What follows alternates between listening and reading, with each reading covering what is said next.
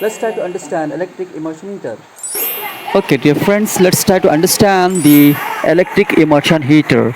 Electric immersion heater is a very essential domestic appliance in most of the houses, especially where there is a no geyser, and otherwise also it's a very portable device you can take from one place to another place very easily and at very low cost. Okay, let's try to understand the electric immersion heater. You can see on the screen. Okay, this is a one type of immersion heater which is molded U shape. Okay, it could be something like this which you will find inside the electric geyser. So working principle. Let's start to understand the working principle of electric immersion heater. When electric current passes through heating element, it gets heated up due to heating effects of current. The amount of heat produced is directly proportional to the square of the current. Very important. That is the square of the current and the resistance of the element, heating element, and time t for which current is passed through this. Okay, for which the current passes through the heating element. This heat is used to heat the water. Very simple principle. Let's go ahead. Immersion water heater consists of either long, hollow, steel or copper tube. It is in U shape or molded U shape. Either it is just a U shape or molded U shape. In this tube, a resistant wire that is made of nichrome is placed, which is surrounded by magnesia powder. Hence, it does not come directly in contact with the outer tube. Say, for example, if you have a suppose this is your hollow tube, and inside this you will have some heating element. Okay, this is heating element. Then you will find that it will be surrounded by surrounded by this type of magnesia powder like this. There will be lots of magnesia powder. So somehow this heating element will never come in contact with the outer body, this outer body, and that is why it is insulated very well. Okay, let's go ahead. The ends of heating elements are connected to the main with the help of flexible cord. A metallic strip is placed at the upper end of the tube for earthing as well as water level. You have to remember this point. Anyhow, we are going to highlight this. It is used for earthing as well as water level indicator. The purpose of your metallic strip. Okay. These heaters are available in the market at the ratings of 750, 1000 and 1500 watts. Let's go ahead. You can see the diagram. The two diagrams are shown. First one is is your okay, you can see here the tube metallic strip which also provide the earthing. Okay, and at the same time you can see this here, this side also we have maxima and minima marked. Then you have a heating element. Okay, this one with a hollow tube inside which there are heating elements surrounded by magnesia powder in the hollow tube. Similarly like this. If you see both the diagram, one is simple U shape, second is a molded U shape. Molded U shape means you can get length of nichrome wire is bigger. That's why you can have the bigger resistance, so more power can be generated. Okay. Okay, let's go ahead.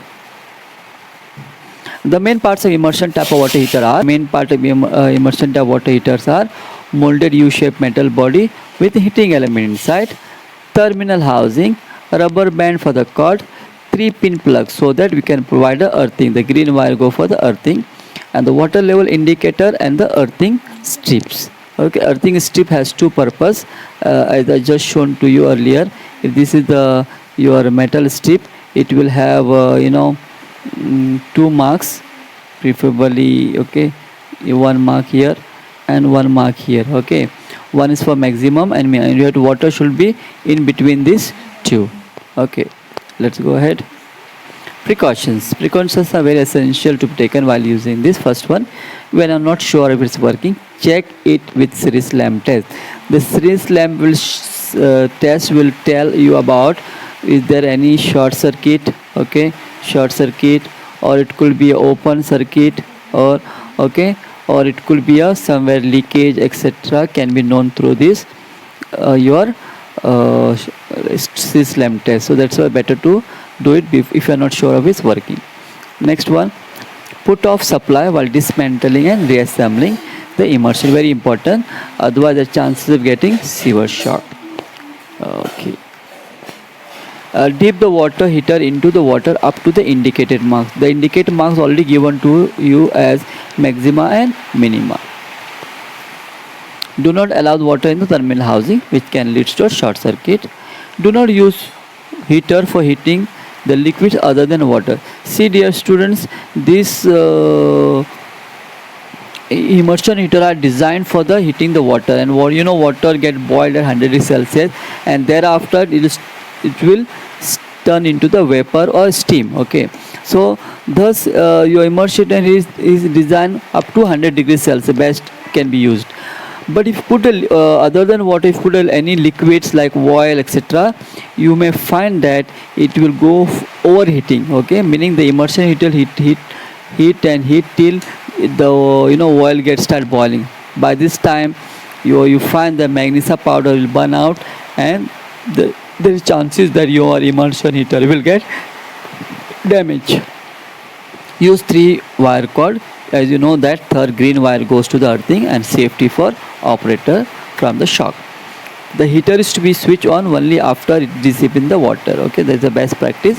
First dip the immersion heater, see that water is between the maxima and minima, then put on the switch.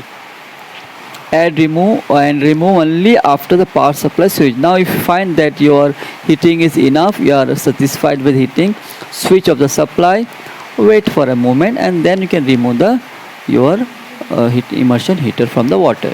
Do not put water on the supply without water. Do not put supply without water. If you do this, it will lead to dry heating, and dry heating will damage your immersion heater definitely, and it will lead to fire in the place where you are using, maybe home, office, wherever you are using. So be careful. Make sure that proper earthing is provided to the appliance. Very important. This will give a shock proof to the operator. I hope you understood everything. We'll continue the next topic in next time. Thank you.